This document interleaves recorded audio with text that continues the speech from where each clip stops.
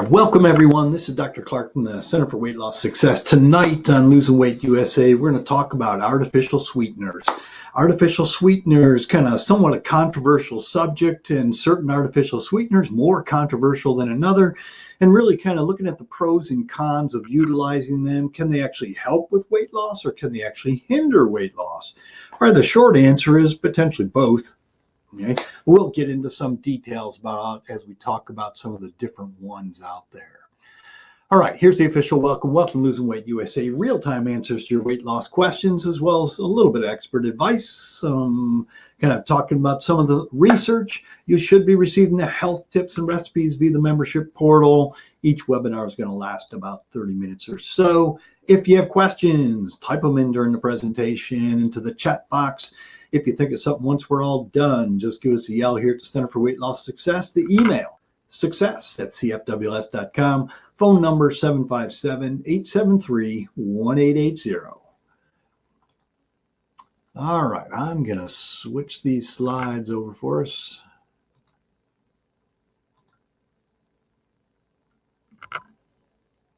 And hopefully it's going to work.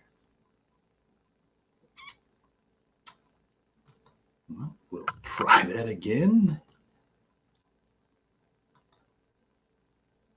There we go. All right. So artificial sweeteners. Again, controversial subject. So we're going to talk a little bit about kind of what are the role does sugar play in your diet, hopefully a very minimal role, if at all. And we'll talk about what are these, whether these sweeteners are nutritive versus non-nutritive sweeteners. And that really depends on, when I say nutritive, is whether do they have any calories or not. So we'll talk about first kind of this list that I've kind of put on the slide here, but it's sugar alcohols, talk a little bit about saccharin, aspartame, sucralose, ACE-K or asulfame K, neotame, advantame, stevia, ribena, artificial sweeteners, and weight gain. That's what kind of close it off with. So, but there are a number of artificial sweeteners out there. We're going to go through this kind of whole list. I can't remember when I put this list together whether it had some sense to it or whether it was more of, well, I think we divided the nutritive, non-nutritive, and then I don't know if I put it into a time frame where the ones that were discovered or patented earliest. Then subsequently we talk about those first, but I don't know if there's any real rhyme or reason to it. So starting out with kind of the role of sweeteners in our diet. Okay, well, it has changed tremendously from the amount of sugar that we used to eat. When I say used to eat, back a couple hundred years ago. A couple hundred years ago, 1800-ish, okay, the average consumption was about 25 pounds of sugar per year. In 2000, just 200 years later, average consumption is 146 pounds per year.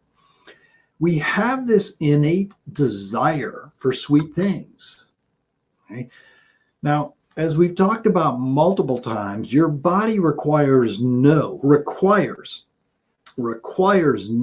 sugar or carbohydrate to survive. There is no such thing as sugar deficiency or carbohydrate deficiency. Doesn't exist. Okay? So we require none to survive. So in order to reduce the consumption of sugar, what has happened then is that we're looking for other sources of sweetness. Because we do seem to, as humans, seem to have, and actually a lot of animals tend to have this desire for sweetness. You have a sweet tooth, so to speak. So we're trying to look at other things that potentially could be helpful outside of just sugar. So nutritive versus non-nutritive sweeteners. Basically, it means are there calories in it? So foods from food groups, grains, vegetables, fruits, dairy, meat, oils, they provide us nourishment and calories. Okay? And we consider them nutritive because they do provide not only calories, but also other, the vitamins and minerals and that kind of thing we need to survive. Products that are added to our foods that do not provide any nourishment are considered non-nutritive. So you could, certain spices and things like that. There's not really, well, it's hard. I shouldn't really say spices so much because there are some phytonutrients within spices, but some flavoring type of things there that really just kind of make our food more palatable. Okay, so if we're just adding palatability, but there isn't really something that we need out of there, not any real nourishment, we refer to these things as non-nutritive. Okay. Now, FDA places sweeteners in general under the label of GRAS, GRAS, and what that stands for is generally recognized as safe. Okay, so anything on the GRAS list, generally recognized as safe, or they can also be called food additives, or they can also be called dietary supplements. So there's kind of a number of different places these can be kind of labeled, and it somewhat depends, or it somewhat influences how they're brought into the country. Okay, it's kind of how they're imported and brought in, and where they can be sold.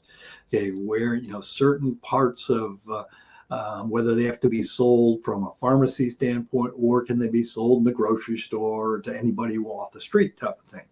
So there are certain labels that the FDA puts on these things that kind of decides how they can be sold. Anyway, that's kind of a digression there. Now, since 1999, there have been there's probably at least 10,000, it's probably closer now to 20,000 new products containing artificial sweeteners that have been launched and kind of put out into the market there. And so they keep coming up with new ones all the time. So it's not like this is going away or anything. And so the question is it good or bad? Okay. Or is it just indifferent? So we're going to talk about some of these artificial sweeteners. We're going to start out with a nutritive sweetener, and that's sugar alcohols. Sugar alcohols, basically, they do provide calories. So it is a nutritive sweetener. It provides calories. Not as much calories as sugar. Sugar is 4 calories per gram. But the sugar alcohols typically are somewhere between 1.5 and 3 calories per gram. Okay. So a little bit lower, so a little lower calorie, and often they're digested a little differently. Sugar alcohols are not really an alcohol, and they're not really a sugar, but they are a carbohydrate. Okay? They can be labeled as sugar-free because technically there's no actual sugar in them. And many of these sugar alcohols actually occur naturally in certain fruits and vegetables. So actually many fruits and vegetables, they're going to occur naturally. And that's what gives some of the sweetness to certain vegetables, different fruits. And so that's part of it. Now, fructose is also in there, but there are sugar alcohols that are actually in a lot of fruits. Now, the sweetness isn't nearly as intense. The sweetness varies from about 25% to almost 100% as sweet as table sugar. Table sugar is sucrose. Okay. So there are lots of different labels out there. You'll see them out. These are all sugar alcohols. Sorbitol, mannitol, xylitol, erythritol, maltitol, lactitol, and isomalt. Okay, it doesn't have an all in the end. But these are all sugar alcohols. Provides fewer calories since they're not completely absorbed, but they also tend to cause some side effects too. So in any significant dose, and some people are very sensitive to it, they can cause gas, bloating, diarrhea. And so some people find, hey, if they chew gum that has sugar alcohols as a sweetener, they find, hey, I get a lot more bloating and diarrhea, loose bowel movements. Okay, so be careful there. I guess that's my point. But you do have to remember they're not calorie-free. And so even though they can be called sugar-free, they're not calorie-free. And since they're not quite as sweet, so the sweetener in them is not quite as sweet, sometimes we'll add a lot more. You can go to many kind of health food stores and buy a bag of erythritol or xylitol. You can add it to other things. And as far as sweeteners, I don't know how well it actually bakes or anything like that, but you can add it to other things. You'll see sometimes, I've seen ice cream that's kind of made with these. Gee, it's sugar-free, but they may have a lot of this, either xylitols and you do have to be careful eating it. You may get a lot of GI discomfort with it. Some people do, some people don't, again. But again, they're not calorie-free. And so they are a type of carbohydrate. Just realize that they're not quite broken down the same way. So they're not calorie-free, even though they are technically sugar-free. All right, so those sugar alcohols are really when we talk about nutritive sweeteners, that's what we're really talking about. Potentially some of the other ones can technically give you a calorie or so, but they're so low, it's basically not worth even thinking about this nutritional aspect of it or nutritive aspect of it. So then we'll kind of move into some of the non-nutritive sweeteners. Saccharin, been around for a long, long time. Often labeled or sold as brand name as Sweet and Low, Sugar Twin, Nectar Sweet. It's been around for over 100 years. Now, it was discovered by researchers working on coal tar derivatives. And I'm not sure why they were licking their fingers while they were working it, but that's how it was discovered. They were working in coal tar and, well, okay, and licking their fingers apparently. But they discovered, hey, there's something that's really, really sweet. There is no calories in them, okay? And saccharin is a good 200 to 700 times the sweetness of table sugar. It does have a fairly bitter aftertaste. So if you've ever had saccharin all by itself, and this reminds me of my grandmother used to have these little tiny packets of little things, and she used to add it to her coffee. And when you're a little kid and say, oh, it's a sweetener, the first thing you're going to think, just like you saw the baking chocolate, it's like, ooh, I want a piece of that. It's like, okay, you have a piece of that. It's like, this really isn't so good at all. So it has a very bitter aftertaste to it. Now, originally, when saccharin was kind of brought up as an artificial sweetener, as the sweetener, because that was one of the first ones out there, there was concern of could it cause bladder tumors? Now, in humans, could it cause bladder tumors in humans? And the whole point of that was because at an incredibly high mega doses, it did seem to cause, there was an association with bladder tumors in rats. Now, they also fed the rats, the world's largest amount of saccharin to get them to this to actually happen. It was more of an association. There wasn't necessarily found to be a cause and effect thing.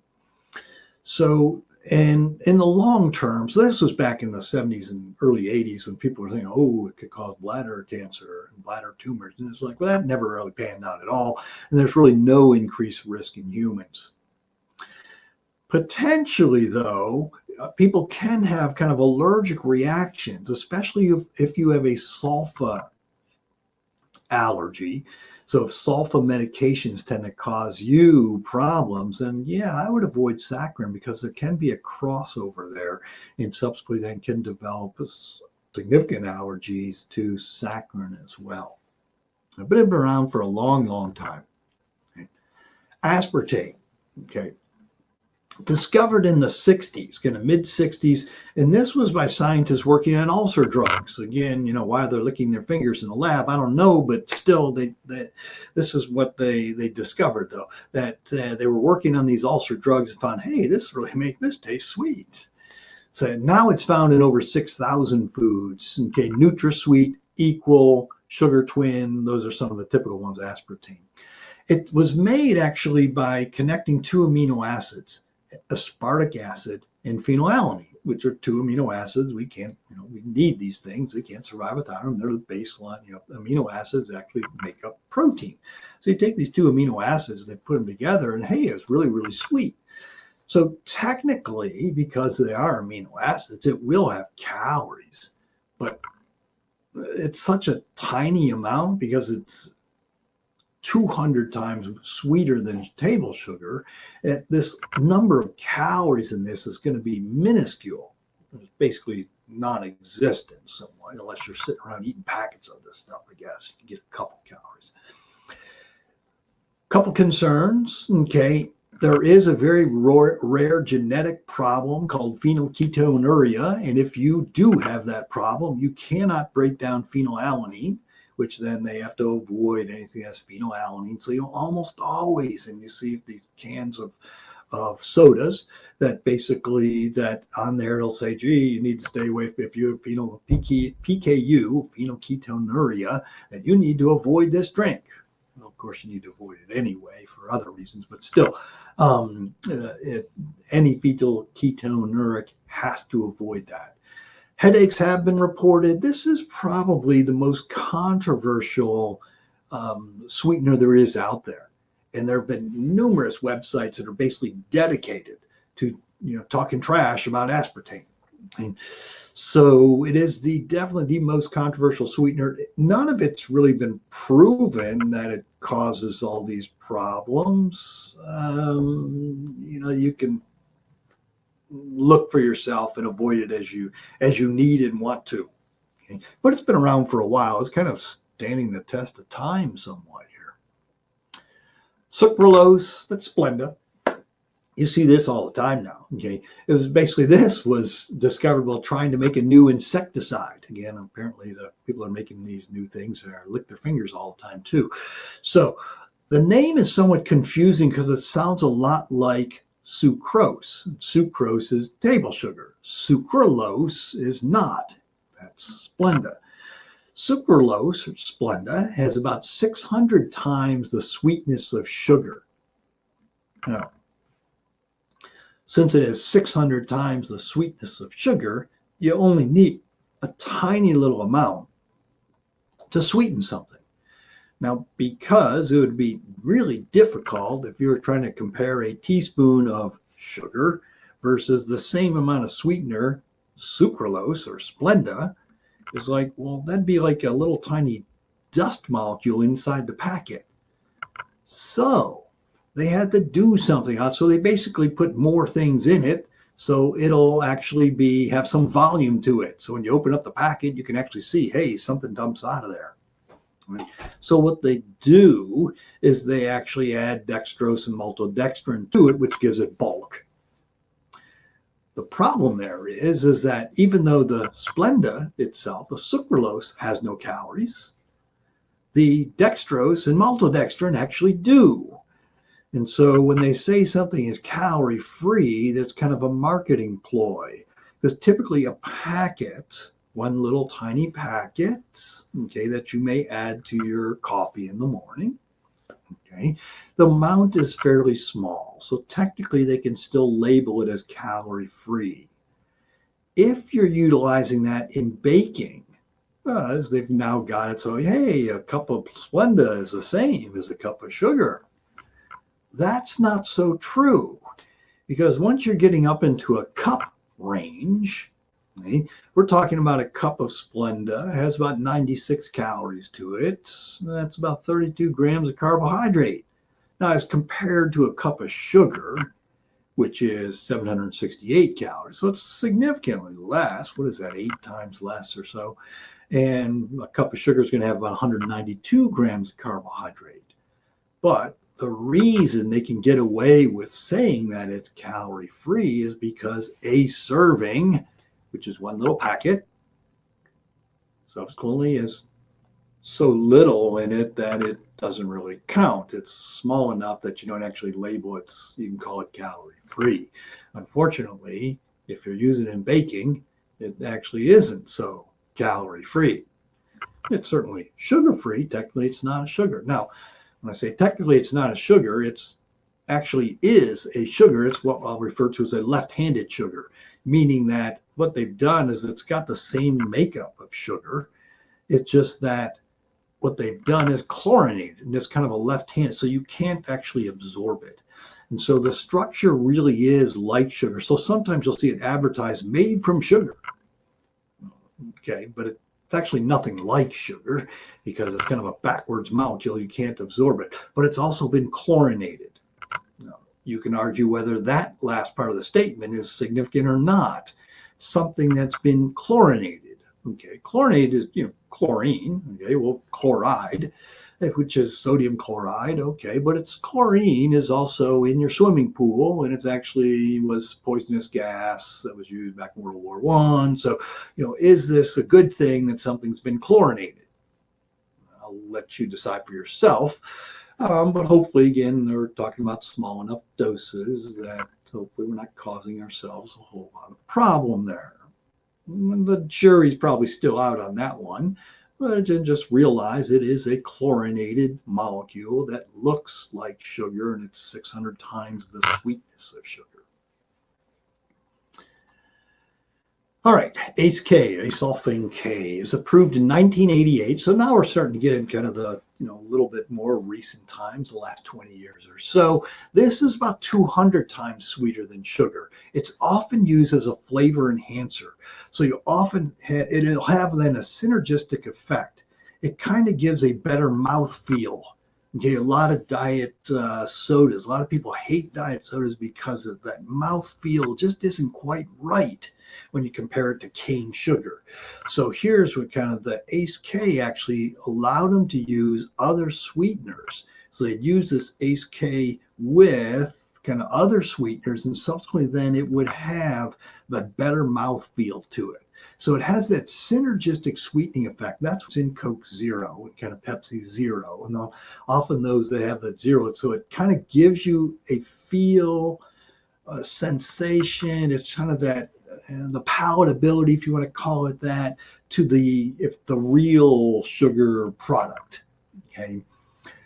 That's why kind of you'll often see there are some people that truly, I can't tell the difference myself. Of course, I've never really done a taste test between like the sodas. I digress here for a minute. The sodas made from cane sugar, which is what they used to be made of, then versus kind of other types of sugar, which are, sugar is a sugar is sugar, but still other types, certain where it comes from may matter to certain people. Okay, I'm not one of those. Again. So it's listed in the ingredients in many different things. So ACE K, it's called acesulfame K, acesulfame potassium. The K stands for potassium. ACE K, that's what I typically call it. Sunnet, Sweet One, Swiss Sweet. And all these things are other, name brands of these things. In theory, it does contain a carcinogen, methylene chloride. Okay. It's just such an extremely tiny amount that it's actually never been shown to cause any problem. But still, technically, methylene chloride is a carcinogen. It's a known carcinogen, but of course we're exposed to carcinogens all the time, from smoke to different, all kinds of different things we're exposed to that are actually carcinogens, gasoline, and all kinds of things that we're exposed to. It is kind of ACE K has been linked, and I'm going to say linked is kind of associated with. Associated does not mean cause. Linked to headaches, depression, nausea. There have been very minimal studies to really evaluate, and it's kind of very difficult to evaluate one thing can actually cause something that's as generalized and as vague as a headache, or as I'm depressed, or as gee, I feel a little nauseous. Those are vague type of things that are really hard to measure then, and can something actually cause it versus is there an association with it? Two different things. All right, neotame. So now we're getting some of the newer ones again. FDA approved in 2002. Brand name is Nutame. It's basically a newer version of aspartame. Okay? It doesn't have the phenylalanine dangers to the PKU patients, and it's just because it's slightly different. Okay? But it's 10,000 times sweeter than sugar. It's also being used much more as a flavor enhancer. Okay? So you may see this in other things, okay, where just adding a tiny bit of sweetness is actually a flavor enhancer to it. MSG is a flavor enhancer, and it's added to lots of different products to, it enhances flavor. It does. There's a newer one out there called Altatame, the aspartic acid alanine. It's this is about 2,000 times sweeter than sugar. This one, last I checked, and it's been maybe a year since I last checked, but it wasn't approved for the US yet. But it's probably one of those things that's coming down the pipe at us, and you'll see it you may see it added to other things eventually. Advantame is it's a cousin to aspartame. So now we're getting some kind of relatives, some slight changes to aspartame, seeing if they can be used a little more safely because of the controversy of aspartame. The FDA approved this in 2014. This is about 20,000 times sweeter than sugar. It does dissolve in water. Yes, we don't end up with it. It does dissolve in water and doesn't break down in heat. So again, this will start being added to a lot of things that can be baked. Okay, so in cooking, it's going to be the use edge will go way up there. It does have minuscule, absolutely minuscule amounts of phenylalanine, but in order to even affect a PKU patient, it would take a bunch of these packets. What's considered a safe consumption is over 40,000 packets a day. It's like, oh, I hope we're not. No one's sitting around eating 40,000 packets of this stuff a day, but still, okay, it would take a tremendous amount. Stevia. Stevia is kind of one of the newer ones, and you'll see this, in the grocery store all the time. Okay, Ribenia. They're basically kind of working on the same plant base. Okay, it comes from a plant native to South America, Stevia rebaudiana. Okay? It's now being cultivated for harvesting for sweet leaves, and that's why it's sometimes referred to as sweet leaf. Okay? So they grow this, they pick it. It used to grow wild. Now they're, obviously they're taking it, they're growing it in big fields of this thing. It's about 200, 300 times sweeter than sugar. The active ingredient is rebaudioside A. Okay? And so this rebaudioside A is available then in other sweeteners, but they'll often be labeled different than stevia. So, but that's where it came from. It's the stevia plant. Okay. Referred to as only sweet, Truvia, Purvia, Rebiana, sweet leaf. Okay. So stevia, though, can be sold as a dietary supplement, and because it comes from a plant, it's not a chemical. It comes from a plant. Now, just because something came from a plant doesn't necessarily make it good. As people often say, "Oh, I'll use stevia because it comes from a plant." Well, a lot of poisons come from plants, so to say it came from a plant isn't the greatest thing in the world, but a lot of people think so. And it's because, as opposed to a made chemical, bottom line is all these are chemicals. It's just whether it's man-made or not. Okay? Doesn't have any obvious harmful effects, so hopefully it really is safe, and it does seem that way. Hopefully that's true. Nectrese. This is one of the newer from the makers of Splenda. It comes from the monk fruit. It's got a combination of monk fruit, molasses, and erythritol. So they use a combination there. And monk fruit is about 150 times sweeter than sugar.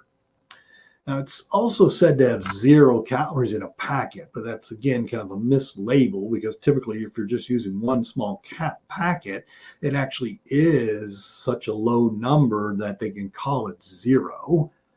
But with the other ingredients in there, it has about the third the calories of table sugar. So again, that's 2/3 less than table sugar. So, but still, it's not really calorie free. Technically can't be considered a true non-nutritive sweetener. So, which leads us then to a discussion, which will be a relatively short discussion about weight gain. How does it affect weight? Now, so can artificial sweeteners affect weight? And the answer is yes, but it could be both ways, because both weight gain and weight loss. Now, how does that make sense? Okay, certainly from a weight loss perspective, you're going to get less calories. So if you're using a non-nutritive, if you're using an artificial sweetener and kind of you're taking less sugar in, well, you're taking in less calories. So if you're taking in less calories, then subsequently then it potentially can help with weight loss. Now, but unfortunately, the flip side may also be true, because artificial sweeteners tend to increase our sugar cravings. They basically train us to like really sweet things, because they are sometimes hundreds to thousands of times sweeter than sugar is. They train us to like sweet things, and we actually then may increase sugar cravings. Part of the way your body digests sugar, okay, is with insulin. Okay, insulin is kind of what helps kind of bring the sugar molecules into the body's cells. Okay. Now, your body prepares for sugar by releasing insulin. So if you're eating something sweet, okay, and it does have sugar in it, your body's preparing it before the actual sugar gets down the intestinal tract. Your body's actually preparing for it mentally. You may be, I'm looking at that piece of cake or that ice cream, it's got a lot of sugar in it, and subsequently then it's mentally printed. It's starting to release insulin right then. So you can actually get an insulin release without actually getting any sugar. That's my point. And insulin, as we talk about most every single webinar that we do, is kind of the weight gain hormone. Because so anything that makes insulin levels go up potentially can affect your weight in the wrong direction. And since it trains you to like sweet things, you may find you have more cravings for really sweet things, which potentially can lead to eating more things, higher carbohydrate amount. So the real question is for you as the individual is, can it affect your weight? I would encourage you to experiment with that. From my perspective, there is no real nutritional value of an artificial sweetener. Therefore, if you need to use some type of sweetener, use as small amount as possible. If you can actually cut them out, you may want to find that, hey, this actually helps break through a weight loss plateau. But the only way to know that would really be truly cut them out. So experiment a little bit. Cut them out, see what happens. Because it potentially can be part of a weight loss plan. It may be a reason, artificial sweeteners may be a reason that you're actually slowing your weight loss. Just keep that in mind. It can actually, in theory, could help either way. And you would have to play with that to really know one way or the other. All right, so really in conclusion, we'll kind of wind this up. If there are any questions, type them in there. So any sweeteners, any of these sweeteners are not essential nutrients. There is no sweetener that's an artificial, from sugar to any of these artificial sweeteners. They're not essential nutrients. It's not that we need them. They exist to nurture your sweet tooth, not your body. And our innate desire for sweetness may be interfering with our ability to judge good from bad. So as a general rule, you don't get something for nothing. I would recommend trying to avoid sugar, but also avoid artificial sweeteners as much as possible. Questions? Haven't seen any out there at the moment. So if you have questions, you know where to find us here at Center for Weight Loss Success. Either walk in the front door or pick up the phone or send an email. You should be stopping by, get your body count done. We harp on that all the time as well. You should be receiving the weight loss tips as well as weekly recipes. Tune in each Tuesday, 6 o'clock for the next webinar. Watch your email for the invite and link. And remember, it's your life. Make it a healthy one. Have a good evening, everyone. Take care.